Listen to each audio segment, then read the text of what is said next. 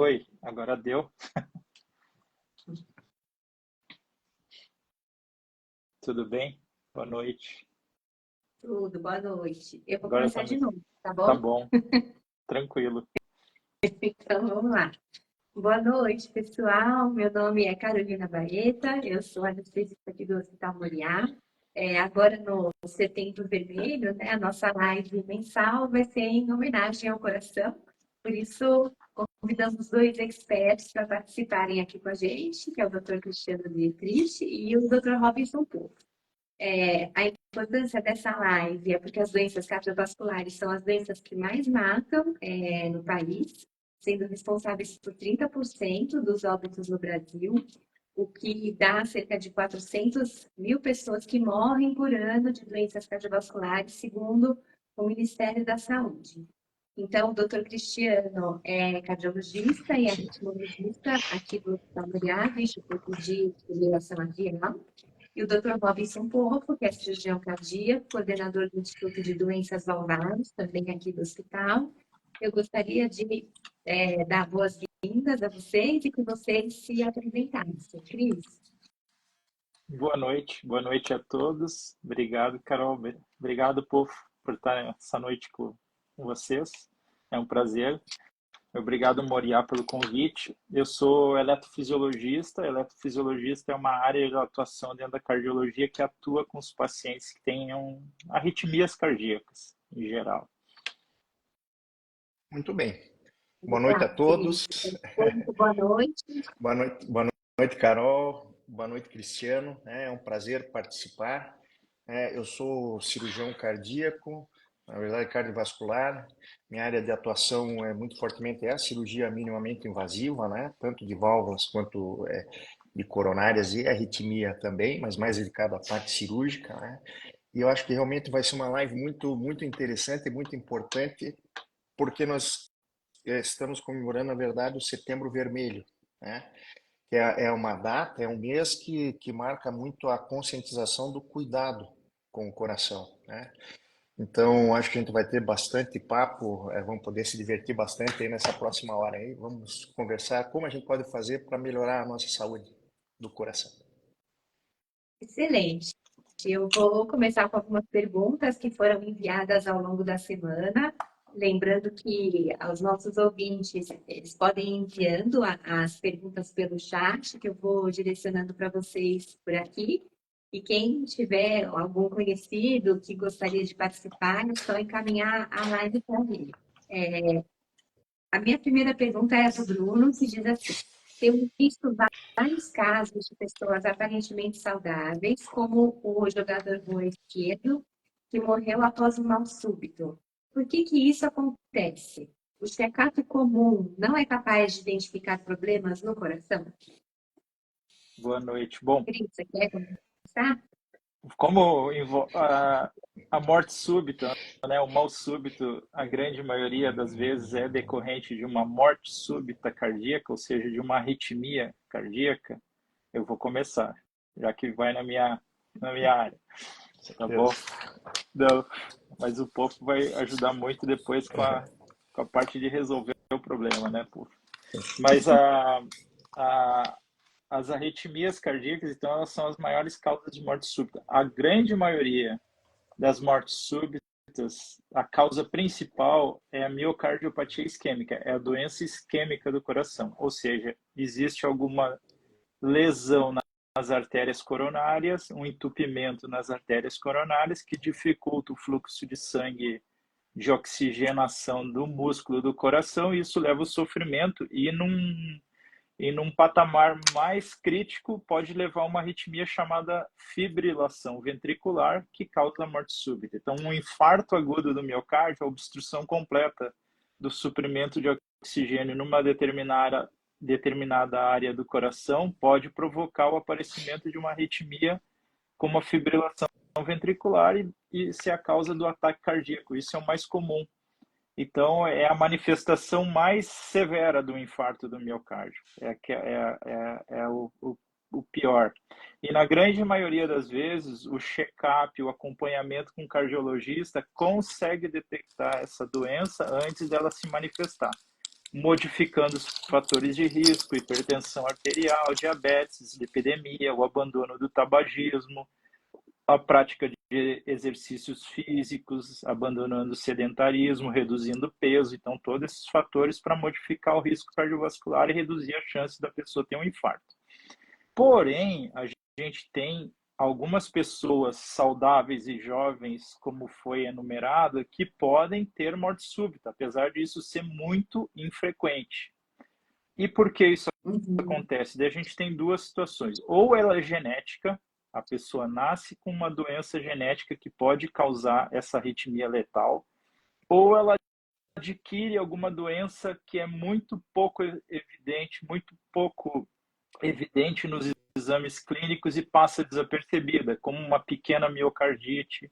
Uma miocardite é uma inflamação do músculo do coração após um quadro viral. 4 a 6 semanas depois, um quadro viral faz uma inflamação do músculo e deixa uma sequela, uma cicatriz. E isso poderia gerar uma arritmia dessa forma, como foi citado do jogador, que é uma fibrilação ventricular, é uma causa de morte súbita. Então, a gente tem causas variadas. As doenças genéticas, geralmente, elas podem ter um coração que a gente chama estruturalmente normal. Você faz os exames cardiológicos todos e o coração é normal. A gente só vai descobrir que tem a doença elétrica, que é uma doença elétrica e inaparente, quando acontece o evento fatal. Então, às vezes, passa a vida toda sem se saber e você tem a primeira manifestação, é uma morte súbita.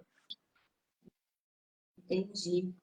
Essa próxima Muito pergunta vai para o Coco. A Júlia pergunta se todo problema na válvula do coração precisa de tratamento, ou se é possível ter um problema e viver normalmente sem cirurgia. excelente pergunta. Eu vou dizer assim, sempre a gente vai conversar, vai responder, e no final eu sempre vou dizer, procure sempre o seu cardiologista. Né?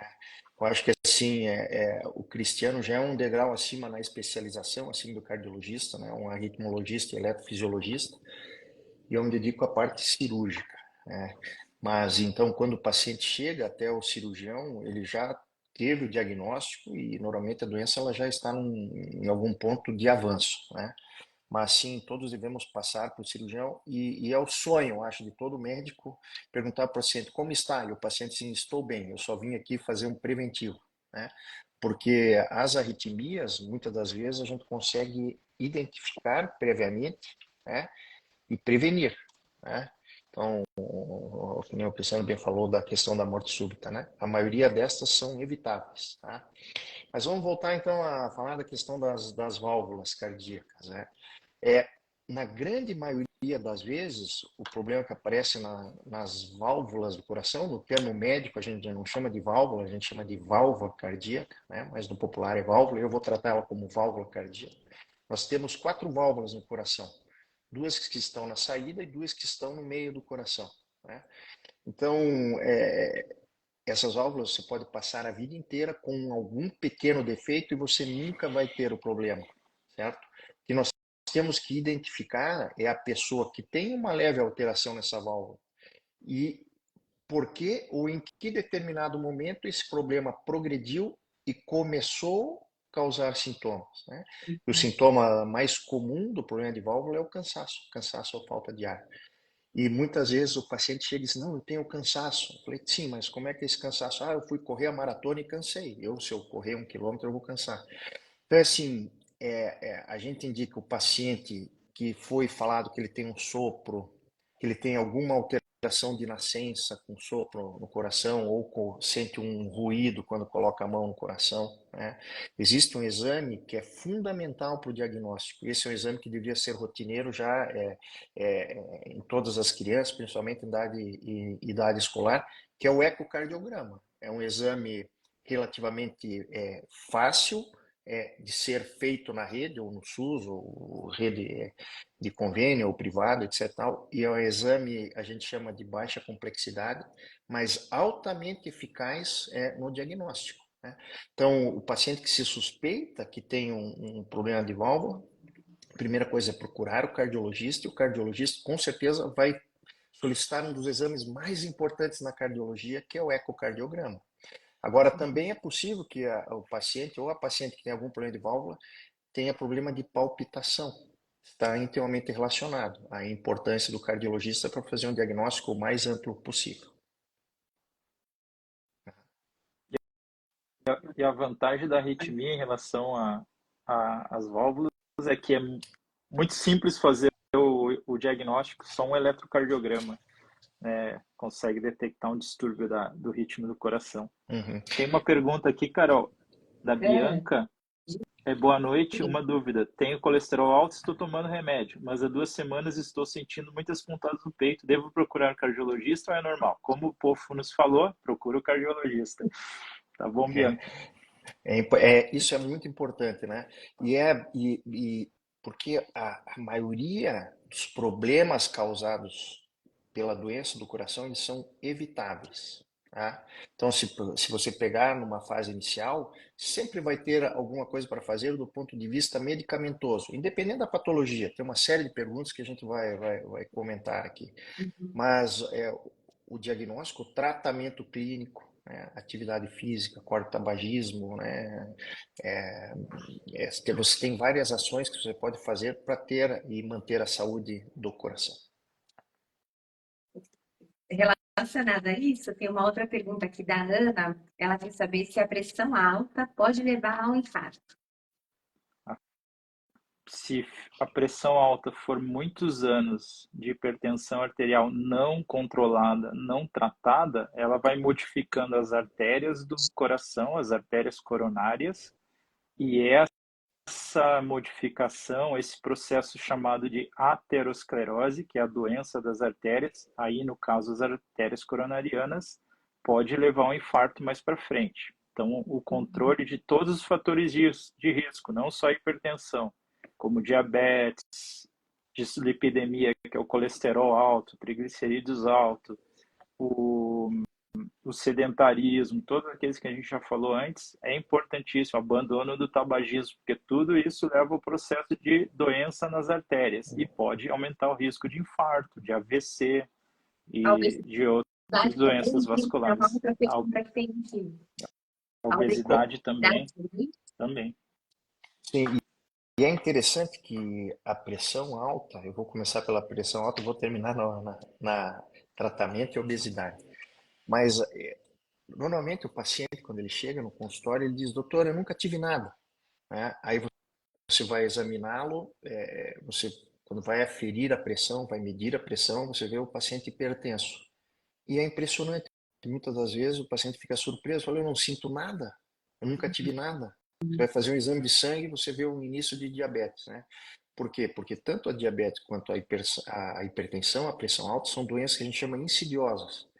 Elas estão presentes, elas vão devagarzinho sacrificando o organismo e às vezes quando a consequência da pressão alta aparece ou da diabetes aparece, o organismo já está comprometido, né? Então no coração isso pode levar ao infarto, no cérebro pode levar ao derrame, né? Que é o acidente vascular cerebral. Então, da mesma forma, eu volto a bater nessa tecla. Em setembro a gente passa aqui em São Paulo, né, em algumas praças, no final de semana, tem o pessoal com a mesinha, ferindo pressão, auscultando, encaminhando para o sistema de saúde e tal, porque é possível tratar a pressão alta. A pressão alta ela não tem cura, mas ela tem controle. Eu acho que essa conscientização, esse mês a gente está falando sobre isso, né? Não é algo que a gente deveria estar falando sobre isso todo mês, mas esse mês a atenção está voltada para a saúde do coração, né? E referente à obesidade, é prejudicial? Sim, é extremamente prejudicial, né? Agora, o mais importante, quando a gente fala em obesidade, é tentar identificar a causa da obesidade, né? E o foco que a gente vê hoje no dia a dia é o pessoal tentando tratar, né, medicamentosamente, e não atacando a base, a causa, né? Atividade física, né? O sedentarismo, acho que isso passa por aí. Mas em alguns casos isso não é o suficiente. Realmente você precisa do auxílio médico, utilização de medicações, né?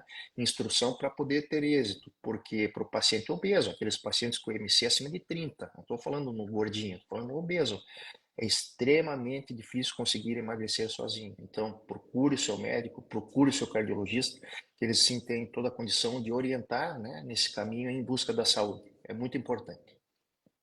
E qualquer tipo de atividade física é boa para o coração? Existe alguma diferença entre exercícios de resistência, exercícios de alongamento? Eu vou ser- Existe algum mais específico?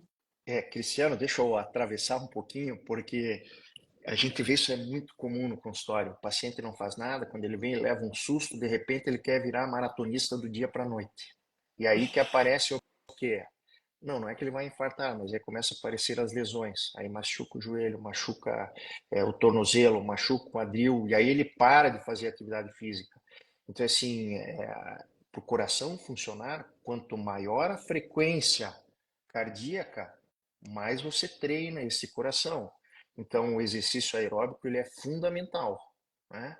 Agora, o exercício de impacto, principalmente nos pacientes de mais idade, né? O impacto, o peso, ele também é importante, porque com o passar do tempo, a diminuição da massa muscular, né? Então, o interessante é um mix. Mas é muito comum, o paciente sai do teu consultório e diz, não, agora eu vou virar o super-homem, ou a Mulher Maravilha, começa a fazer exercício, aí aparecem as lesões, né? Eu acho que é muito importante essa orientação no início da atividade física.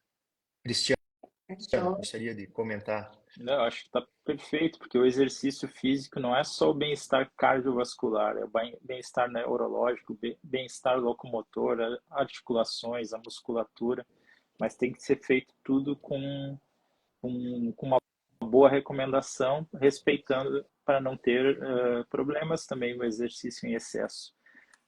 O melhor exercício para o sistema cardiovascular é o aeróbico. Então, os exercícios aeróbicos são aqueles que vão te dar um condicionamento cardiovascular melhor. Então, vai proteger mais o teu coração, mais as tuas artérias, vai ter uma reatividade vascular melhor, ou seja, a artéria vai contrair, relaxar melhor, vai reduzir a hipertensão arterial. Então, esse tipo de exercício pode ajudar e muito a também a tratar os problemas cardiovasculares. Então a gente sempre fala, o tratamento das doenças cardiovasculares ou dos fatores de risco começam pela modificação do estilo de vida, que inclui uma boa alimentação e a prática de esportes, de exercício físico.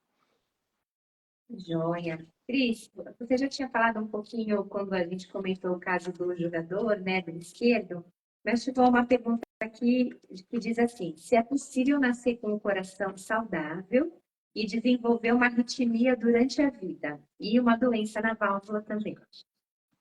A grande maioria das doenças, elas são adquiridas ao longo da vida. Elas não são doenças que a gente nasce com ela. Então, praticamente, o mais frequente é a gente desenvolver algo com o passar do tempo.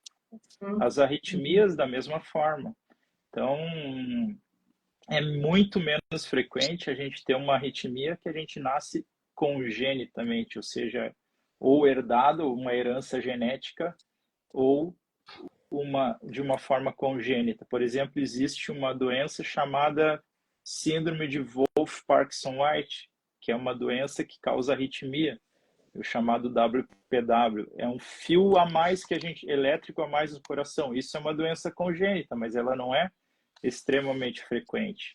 Então, e causa arritmias cardíacas e raramente causa uma morte súbita. Porém, outras arritmias elas são adquiridas ao longo do tempo. Por exemplo, a mais comum delas é a fibrilação atrial, que está muito envolvida com todos esses fatores de risco cardiovasculares. Então, quanto mais fator de risco, sedentarismo, obesidade, hipertensão, tudo isso vai se jogando no liquidificador, vai aumentando o risco de ter essa arritmia chamada fibrilação atrial. Então, são doenças, a grande maioria adquiridas. Aí a importância da prevenção e do acompanhamento regular no cardiologista. Excelente. Pouco. Uma pessoa que operou e substituiu uma válvula cardíaca, ela pode praticar esportes e levar uma vida normal? Ou vai ter algumas atividades que ela não vai conseguir mais fazer? Excelente pergunta. Eu poderia ficar até amanhã falando sobre isso. Mas, assim, que não é que a resposta é complexa, é que é um assunto muito interessante. Então, assim, qualquer válvula do coração ela pode ser ou consertada ou substituída. Quando a gente vai ver a literatura, o melhor procedimento sobre a válvula do coração é tentar consertar, mas nem sempre isso é possível, tá? Então, quando o paciente chega, a gente vai discutir isso, se é possível consertar ou não, e se for necessário trocar, que tipo de válvula a gente vai utilizar, tá? Então, não é uma resposta simples. Então, exemplo, a válvula metálica, em teoria, é uma válvula que a gente utiliza em pacientes que você não tem a intenção de operar novamente, porque é uma válvula que, em teoria, ela não tem fim. O X da questão é que quem utiliza essa válvula tem que tomar um anticoagulante potente. Então, exemplos, né? Mulheres em idade gestacional pode usar a válvula? A válvula pode. O grande problema é que a medicação que afina o sangue para a válvula poder funcionar, ela é teratogênica, ela causa má formação no feto. Então, mulheres em idades gestacionais, o que a gente faz tem que substituir qualquer tipo de válvula, né? A prótese que a gente chama, a gente coloca uma prótese biológica, para que ela possa engravidar e a posterior a gente faz essa retroca dessa válvula. E por que eu achei essa pergunta muito interessante? Pode praticar qualquer tipo de esportes ou atividades. Então, isso está direcionado muito com o tipo de prótese que utiliza. Eu tenho assim, um exemplo, para mim me marcou profundamente. Foi um alpinista. Tem um paciente nosso que ele é alpinista profissional e ele já levou muitas pessoas para o Himalaia. Ele é escalador profissional.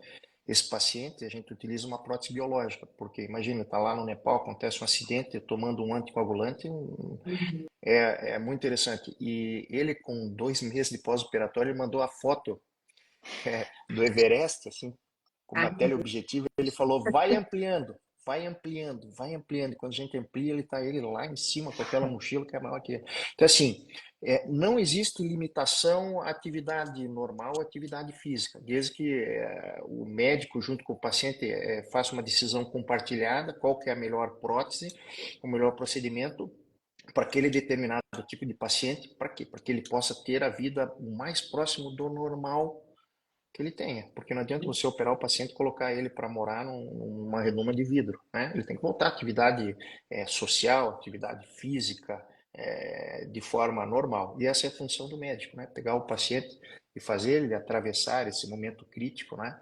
Que é a cirurgia e a recuperação. Essa parceria com o paciente e o médico é muito importante. Mas cirurgia é igual qualidade de vida. Acho que isso que a gente tem que levar em mente. Perfeito.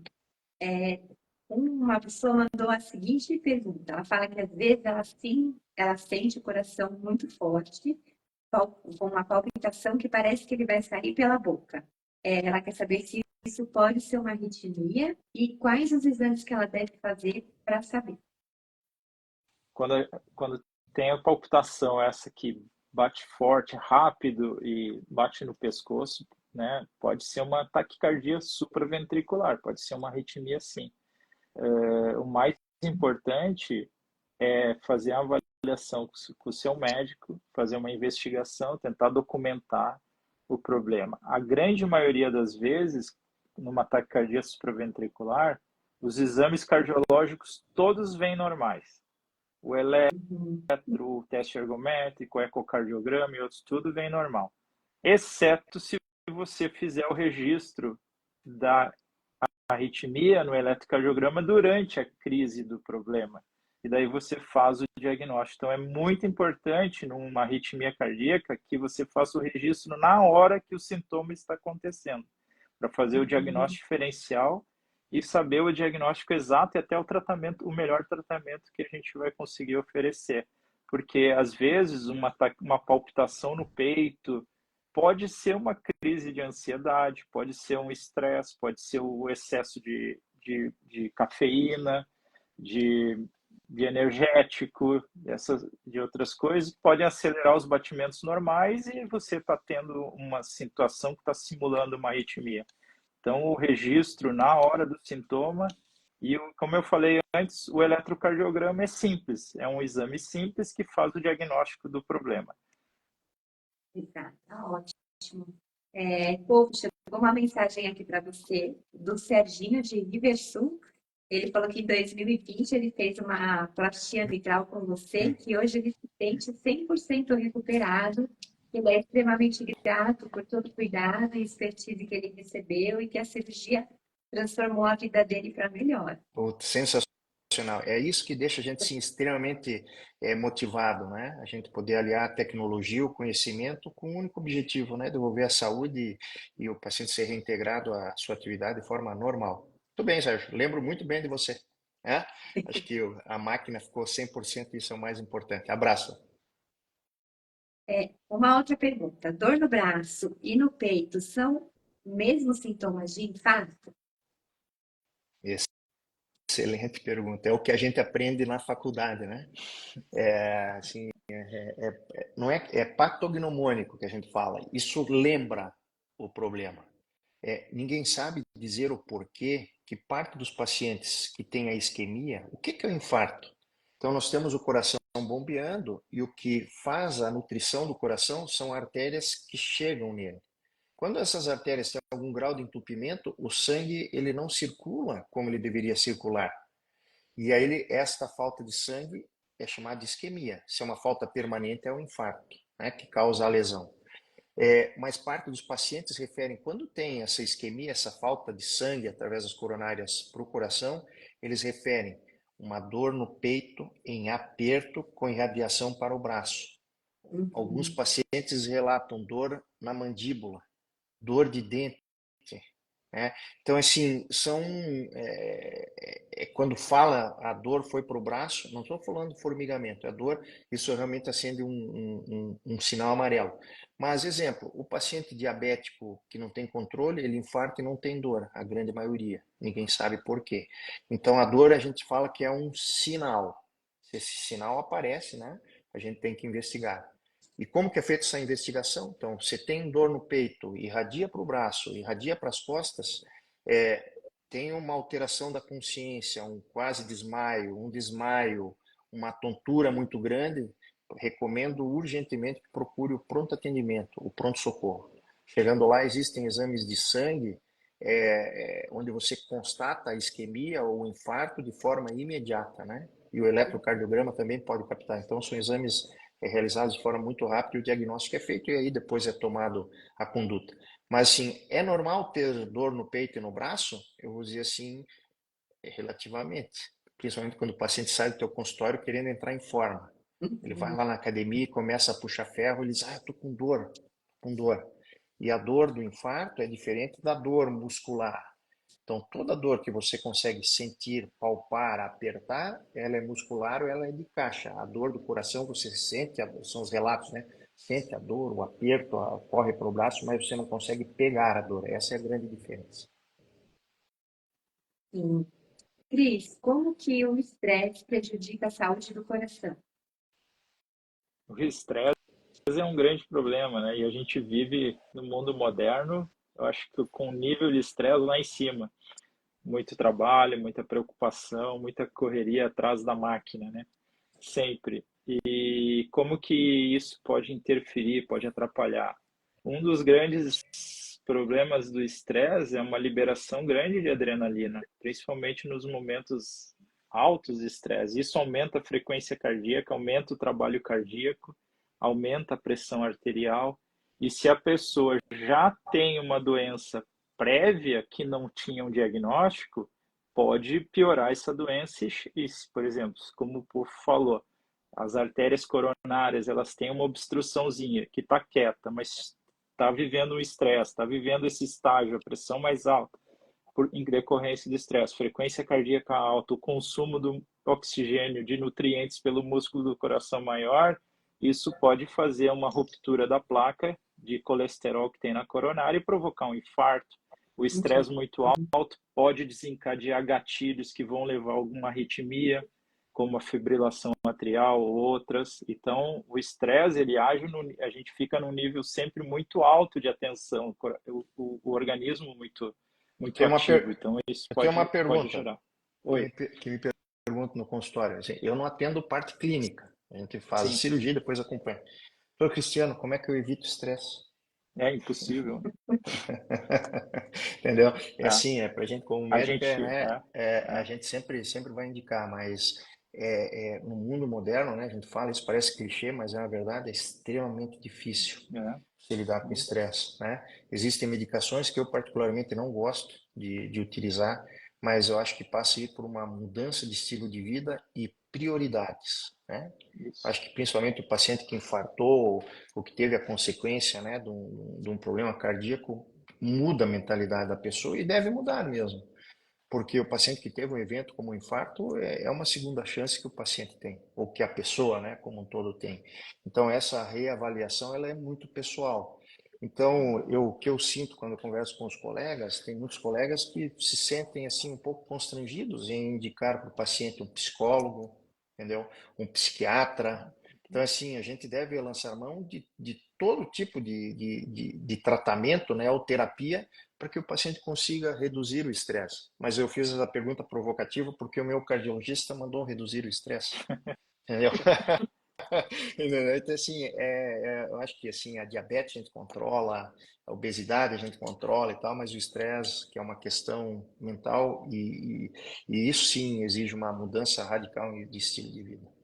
O mais importante é a prevenção, né? A gente prevenir as doenças, atuar nas doenças que são palpáveis para a prevenção, hipertensão, essas coisas, tratar e sempre fazer os exames de rotina para ver se a gente está tudo bem com a saúde cardiovascular. E o estresse a gente vai modulando, vai atuando, vai conversando no consultório e tentando atuar para o paciente e entendendo a situação como e se adaptando, tentando modulando. Isso é um processo lento que a gente vai ganhando esse espaço, né? Vai pessoalmente, isso é uma atuação de individual de cada um para vencer e melhorar. Então é isso, mas é muito importante, mas não é uma situação fácil, porque a gente tem que se entender e entender como a gente pode agir para melhorar. Existe alguma diferença do infarto no homem ou na mulher? Vou deixar contigo, Cristiano. Então, não existe diferença das doenças que levam infarto no homem para a mulher. O que a gente vê é que o homem tem uma taxa maior de infarto mais cedo em comparação à mulher. Uhum. E principalmente começa a se equiparar depois da menopausa. Essa taxa começa a ficar próxima a 1 para 1. Antes, o homem ganha um pouquinho na taxa de infarto, apesar que essa tendência tem modificado com o mundo mais moderno, com todo mundo trabalhando, todo mundo no seu lugar profissionalmente, então o estresse também está tá com a mulher. O efeito um pouco protetor, entre aspas, hormonal foi se perdendo com o tempo, mas ainda tem uma tendência maior. E não tem diferença. O que a gente vê é que as mulheres podem ter mais taxa de infartos com coronárias normais, ou seja, que faz o cateterismo e não tem uma obstrução de coronária, tem uma entidade chamada Takotsubo, por exemplo, que é um infarto com coronárias normais que ocorrem, que é muito relacionado com o estresse, com a liberação elevadíssima de adrenalina, noradrenalina na corrente circulatória, que acontece mais em mulheres do que em homens. Mas, em geral, o infarto por doença nas artérias, por aterosclerose, ocorre um pouco mais em homens do que em mulheres, mas a manifestação é o mesmo, o tratamento é o mesmo e a modificação, tudo que a gente falou dos fatores de risco, prevenção e cuidados é igual. Povo, tem uma legião de fãs aqui, seu mandando várias mensagens. Cris, Rebelo, Neide Nunes, a Vilma Bran, todos que foram seus pacientes e foram operados, agradecendo e dizendo que a vida foi transformada depois da cirurgia. Eu vou tentar ver se tem mais alguém aqui para eu falar o nome que eu não estou enxergando e te falar até o final da live. Legal, legal. Muito bem. Dizer que assim, é só falar para quem está assistindo, né, que foi um paciente, assim, eu lembro de todo mundo. Eu lembro mais do coração do que a gente viu do que do rosto propriamente dito, né? Mas é interessante que a gente sente, eu sinto, né? E toda a equipe é uma equipe muito grande, né? Mas a gente realmente sente o impacto que tem na vida do paciente e dos familiares, né? Então, primeiro, eu só tenho que agradecer ao hospital, né, ao Hospital Moriá, por todo o apoio, né, por nós termos um ambiente de altíssima performance e tecnologia, principalmente cirurgia robótica, né, que é a nossa grande área de atuação, né? Agradecer aos pacientes a confiança, né? E vamos se cuidar, para que não precisem de nós. Acho que essa é a grande mensagem. Falando em se cuidar, acho que a gente pode partir para um outro extremo, né? Chegou uma mensagem aqui de que tem aparecido alguns casos de fisiculturistas que estão morrendo muito jovens. Então, se essas mortes elas estão ligadas a problemas gerados pelos suplementos que são utilizados na saúde do coração. Eu acho que isso é um tópico muito importante, né, Pô? Que a gente vê Muito. uma taxa muito desenfreada de suplementação hormonal para ganhar massa muscular, para ficar corpo bonito e tal. Só que se a gente esquece das consequências dessa suplementação, e a gente pega muito no consultório para pessoas com inúmeros tipos de arritmias, de hipertrofia, ou seja, do músculo do coração muito fortalecido também. E esse músculo do coração muito fortalecido pode causar arritmias e também doença, pode acelerar o processo de doença nas artérias coronárias. Então, afeta o coração como um todo, e isso pode culminar num ponto mais alto numa morte súbita, ainda mais se você tem uma alteração. Imagina se você já nasce ou tem algum problema que adquiriu com o tempo, que não sabe que tem e começa a fazer esse suplemento e que vai alterar tudo, vai ser catastrófico. Então, eu acho que a gente tem que começar a pesar isso na consciência e eu vejo que a gente está desenfreado usando muita gente usando para uma coisa estética e esquecendo dos riscos, e principalmente um ponto importante é o risco cardiovascular. E o principal problema, sim, é a morte súbita e pode estar ligado a muitos casos recentes de infarto agudo e também de ataque cardíaco, morte mal súbito, etc. E é impressionante, a gente tem visto, principalmente na questão de suplementação hormonal. A gente não está falando em dieta hiperproteica, não, nós não estamos falando de creatina, não, nós não estamos falando disso, nós estamos falando de hormônio, né? Na maioria das vezes injetável. O que a gente vê no consultório são mulheres cada vez mais jovens com problemas cada vez mais sérios de aterosclerose, de entupimento das artérias coronárias, né? São pacientes extremamente em forma, né? Mas quando você vai ver com uma alteração hepática importante, uma alteração cardíaca importante, né? E é interessante que no homem a gente vê alteração também de aterosclerose acelerada coronariana, né? Mas é muito problema de válvula. Não sei por quê, mas a válvula ela degenera, ela vai degenerando, ela vai cada vez ficando mais fraca e a tendência dela é desabar e vazar. Então, eu digo assim, reposição hormonal é uma questão, principalmente na mulher, né? Pós-menopausa e tal, isso é um outro tópico. Nós estamos falando aqui a suplementação hormonal com o objetivo não controlada, com o objetivo de performance. Eu acho que tudo que é acompanhado, é controlado, é positivo. Tudo que é feito de forma desenfreada é perigoso. E essas bebidas como taurina, Red Bull, elas fazem mal para o coração também? Olha, em excesso também a gente tem que cuidar, porque vamos dizer, é raro, mas já tem relatos de correlações de algumas arritmias com o uso abusivo e excessivo de energéticos. E se você tiver uma doença, de novo, é importante, às vezes a gente não sabe que tem uma doença. Se você toma um excesso de energético e você tem uma doença que a gente chama, entre aspas, de substrato, e você começa a abusar do energético, esse energético não vai causar problema na doença, mas ele vai aumentar os gatilhos extrasístoles que vão interagir com esse substrato, essa doença cardíaca, e pode gerar até mesmo uma arritmia grave. Então, de novo, importante, cuidado. Não vamos abusar dessa substância, porque às vezes a consequência pode ser importante, né? Pode ser alguma coisa mais importante. Não, eu acho que tudo que é excesso é prejudicial, mas a gente vê principalmente no jovem, né? O jovem que tem algum problema de nascença, alguma coisa, e os pais chegam extremamente preocupados. Ah, meu filho pode tomar Red Bull e tal. Eu digo não, Não, porque a chance de fazer uma taquicardia é real.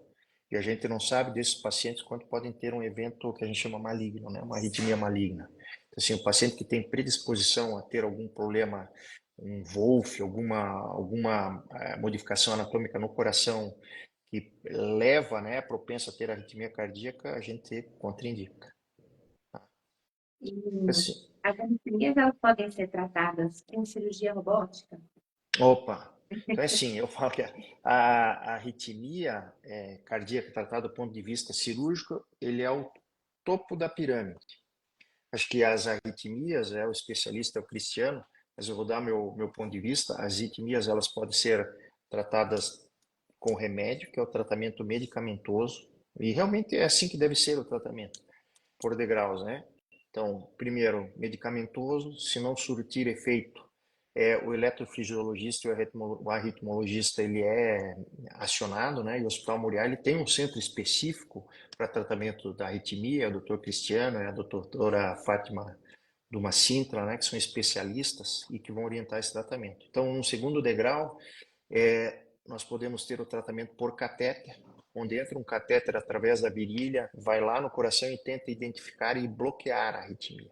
Em casos onde essa tentativa é feita por algumas vezes e o paciente continua tendo arritmia, e isso compromete muito a qualidade de vida, é possível sim fazer a cirurgia, né? E chegou no Brasil agora, nós somos os pioneiros no mês passado em utilizar a crioablação para tratamento das arritmias malignas, né?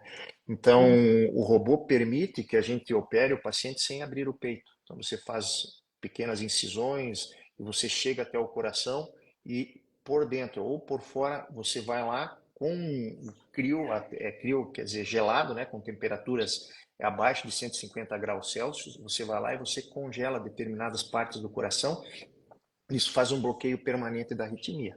Então, sim, é possível, né, a arritmia pura, mas só em últimos casos que a gente utiliza. A ablação por catéter, que é minimamente invasiva, é altamente resolutiva, porém a gente tem alguns casos que a gente tem a limitação de resolver o problema, ela pode falhar. E daí eu vou dar a gente já fez um caso de fibrilação atrial juntos, né, pô, há muito tempo atrás, foi até um caso transmitido ao vivo lá na SOCESP, se Na eu não me engano, SOCESP. faz bastante tempo. Então, e recente uma ablação de taquicardia ventricular, a gente fez com a equipe cirúrgica, porque o paciente tinha doença de Chagas e tinha já alteração da válvula mitral prévia, e tinha muita aderência, a gente não conseguia chegar na parte de fora do coração, que era chamado epicárdio, então precisou operar para tirar as fibroses e eu poder chegar e fazer a ablação. Então, nesses casos, a gente pode usar da cirurgia sim junto e é essencial. Tem casos que a gente precisa estar junto. E eu já tive vários casos que eu discuti com o POFO, a gente conversou para ver se a gente poderia, porque às vezes a gente tem arritmias que estão muito próximas às coronárias. Com a visão do robô, ele vai lá e abre o espaço, tira a gordura, afasta um pouquinho a coronária e eu consigo chegar com o meu catéter de ablação para resolver o problema. Então, a interação conjunta, nesses casos mais difíceis e mais desafiadores, é essencial. Sim, eu gostaria de aproveitar o gancho e dizer assim, né, muitas vezes o paciente, quando a gente fala em cirurgia cardíaca, a sensação que a gente sente, que o paciente sente, é que é o fim da vida. Ele vai ser submetido a uma cirurgia cardíaca, vai abrir o peito, o paciente sim entra às vezes em pânico. Às vezes não, é relativamente frequente, né? Mas eu acho que a medicina ela evolui com o passar do tempo. Acho que o tipo de cirurgia que nós fazemos hoje não é mesmo que nós fazíamos há 5 a 10 anos atrás. Hoje sim é possível acessar o coração, né, as coronárias, doenças de válvula, cardiopatias congênitas, arritmias, uma série de doenças é possível sim a gente acessar sem abrir o peito, né? Então, a gente fala, todo paciente ele é indicado esse tipo de cirurgia, nós temos que examinar caso a caso para ver se esse tipo de técnica se aplica ao paciente. né? Mas a medicina evoluiu e ela continua evoluindo, sem sombra de dúvida. Seus testemunhos aqui, né, Isso, comprovaram isso, todos é, dizendo que a vida melhorou 100%, né? legal. E o Tem mais uma importante, né, Pofo, que evoluiu a tecnologia e deixou o procedimento muito mais seguro. Perfeito, é isso aí. A Márcia Martins, ela pergunta o seguinte: se quem passou por uma cirurgia de aneurisma e troca de válvula pode tomar creatina? Muito bem, gostei, excelente pergunta. Sempre me pergunto, né? Então é interessante, né? A creatina, na verdade, é uma substância que ela é constituída de 3 aminoácidos que é produzida pelo próprio organismo. E a moda, né? Está muito em moda é a suplementação.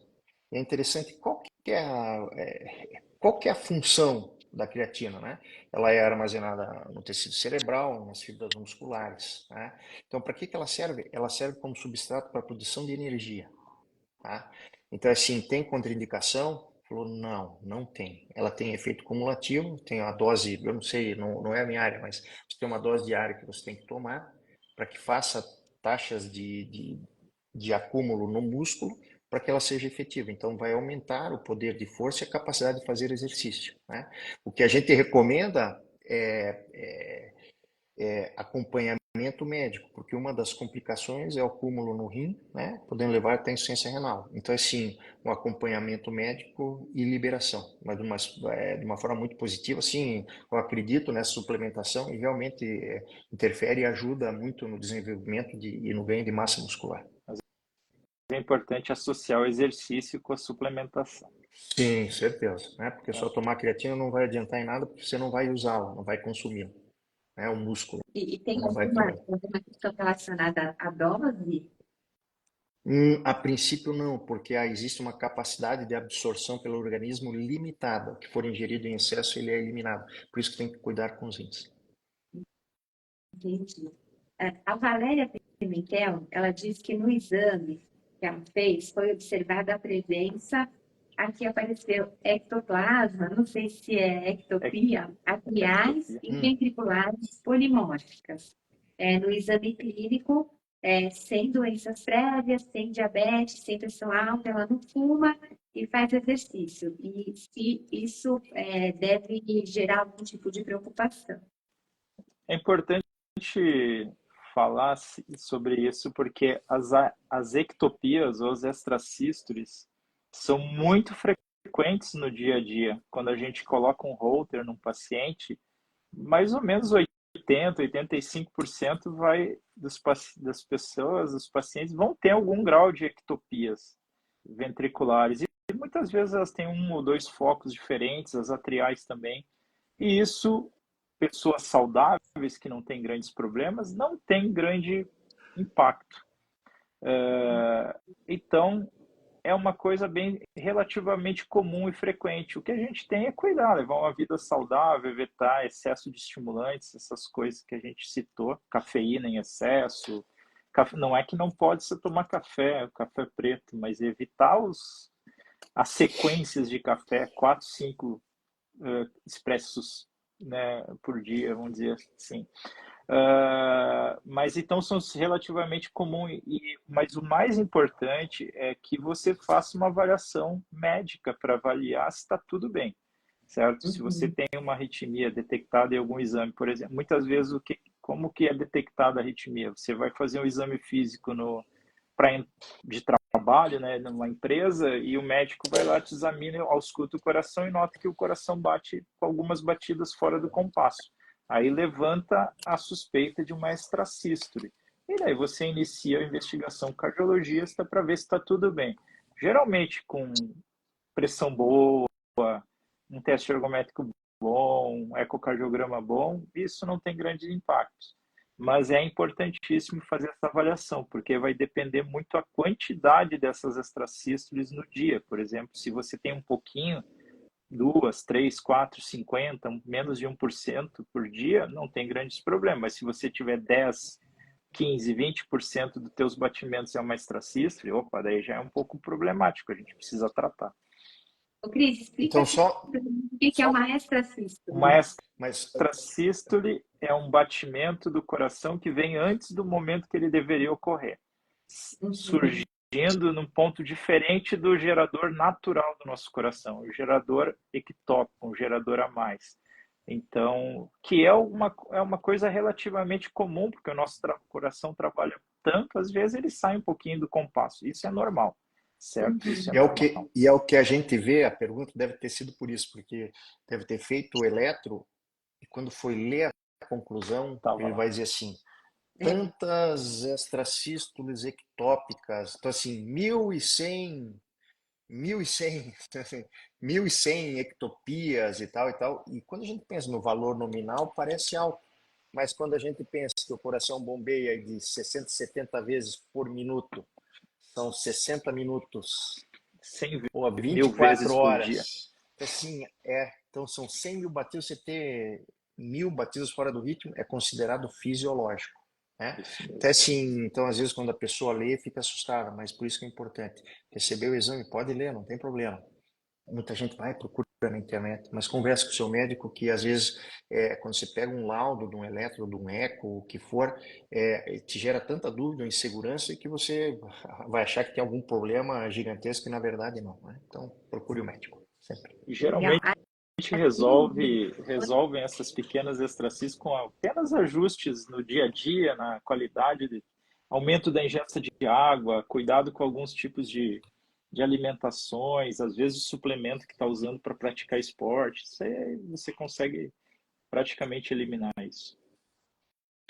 tá joia. A Neide disse que o Dr. Poço foi tão seguro que ela foi para a cirurgia absolutamente tranquila e sorridente. E que foi muito importante a segurança que a equipe passou para ela. E Eu a vou dizer, Márcia Martins agradeceu por ter respondido a pergunta, diz que o povo operou a irmã dela em Curitiba há cerca de 20 anos. E está agradecendo você também. putz, da Neide eu lembro, esse é uma outra indicação da cirurgia robótica sem abrir o peito, que são os tumores intracardíacos. A Neide foi um caso bem, bem complexo, mas eu agradeço que ela no pós-operatório ela mandou foto para nós na academia, nota 10, hein, né? E a Márcia Martins, eu disse, eu operei tanta gente em Curitiba, né? E foi uma época assim muito boa da minha vida, né? Eu operava lá em torno de 10 pacientes por dia na Santa Casa. Foi um volume gigantesco por um período muito longo da minha carreira. Extremamente grato ao povo paranaense, né? E pela confiança. Tá joia. Deixa eu ver aqui, mais uma pergunta. A Magna diz que ela já fez um ecocardiograma e o médico disse que ela não tem nada. Ela tem colesterol bom e diabetes controlado. Ela pergunta se ela precisa se preocupar com mais alguma coisa. Desculpa que É, eu, cortou aqui. eu vou. Ela Tá. diz que fez ecocardiograma, o médico disse que está tudo bem. Ela não tem colesterol alto, mas tem diabetes controlado. Se isso é algum motivo de preocupação. Eu acho que eu vou responder primeiro. Eu acho Tá. que assim, todo paciente que tem alguma alteração orgânica, né, exemplo, diabetes, pode ser controlada, etc. e tal. Todas essas doenças elas têm controle, mas elas não têm cura, né? Diabetes e pressão alta, hipertensão. O que que exige? O controle. Então, assim, o paciente que ele tem essa alteração, ele precisa procurar o cardiologista dele, né? Pelo menos uma vez ao ano. E ter a vida normal. Faz o controle glicêmico, faz o controle pressórico, toma a medicação necessária, mas não pode abandonar, porque muitos pacientes abandonam e não sentem nada. Eles vão pagar o preço daqui a 10, 15, 20 anos. Então, esse controle do dia a dia é muito importante e, às vezes, se tem o desequilíbrio, né, nos exames, procurar um médico que ele sim pode orientar. E é importante que a grande maioria desses fatores de risco, dessas doenças, elas são controladas um desempenho, um cuidado importante da dieta e da prática de esportes. A grande maioria dos diabéticos, dos pacientes com colesterol alto, dos hipertensos com pressão alta, a gente consegue controlar em muito as suas doenças praticando esporte e levando uma dieta assim com controle rigoroso da alimentação. Leva uma vida normal, mas é importante que a gente tem que se aderir a esses dois pontos do tratamento, porque o tratamento não é só medicação, é isso também. É essencial a gente cuidar desses dois pontos, que a gente vai conseguir, às vezes, nem usar remédio. Por exemplo, um diabético que cuida bem a dieta, às vezes não precisa usar nem medicação para controlar a glicemia. Só a alimentação já é suficiente. Tá joia, gente. Infelizmente, vamos precisar encerrar essa live, porque a gente não tem mais tempo. Algumas perguntas acabaram ficando de fora dessa vez, mas vamos ter mais lives para falar do coração em breve e podemos voltar aqui. Eu lembro para todos que essa live fica disponível aqui no Instagram e para vocês reverem quando quiserem, mostrarem para outras pessoas, encaminhar para os amigos e também no nosso canal do Hospital Moriá lá no YouTube. Cris, Fofo, obrigado por todos os esclarecimentos, pela disponibilidade de vocês e um Setembro Vermelho cheio de saúde para todos nós. Obrigado. Realmente, gostaria de agradecer o convite, né, Carol? É sempre um prazer estar conversando contigo, né? E Cris, que é o nosso parceiro eletrofisiológico, né, do dia a dia, é um prazer e é uma oportunidade muito grande para a gente estar falando, né? É uma pena que a gente só fala em setembro, porque cada mês tem seu tema, né? Mas o coração não tem segredo, não. Tem que cuidar muito bem dele. Tá? Essa é a minha mensagem. Vamos se cuidar. Isso aí. Uma boa noite, obrigado. Prazer é todo meu estar com vocês e com todo mundo que assistiu. E eu acho que é isso. A mensagem mesmo é essa, né? Pô, prevenção. Vamos cuidar. Dá menos trabalhos para nós. É Vamos isso cuidar aí. bastante da saúde. Uma boa É noite. isso aí. Boa noite, minha Tchau, gente. pessoal. Até Boa mais. Tchau, noite. tchau. Tchau, tchau.